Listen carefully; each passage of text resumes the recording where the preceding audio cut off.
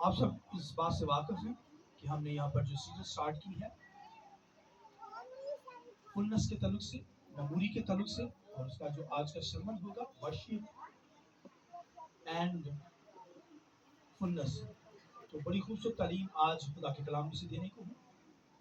یعنی سرمن کا جو ٹائٹل ہے ورشپ اینڈ فلنس، پرستش اور معمولی کے تعلق سے ہم آج سیکھیں گے. اور میرے ایمان ہے اس سرمن کی وجہ سے آپ بڑی بلیسنگ کو ریسیو کریں گے. تو آئیے میرے ساتھ خداوند کے کلام میں سے حوالہ نکالیں. خداوند کے کلام میں سے کلسیوں دوسرا باب اس کی 9ویں آیت خداوند کے کلام میں سے ہم پڑھیں گے.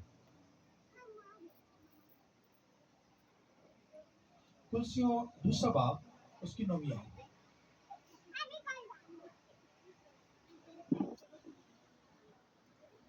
خداوند کے کلام میں سے ہم کلسیوں دوسرا باب اس کی 9ویں آیت خداوند کے کلام میں سے. آئیے خدا کے کلام میں یہ لکھا ہے کلسیوں دوسرا باب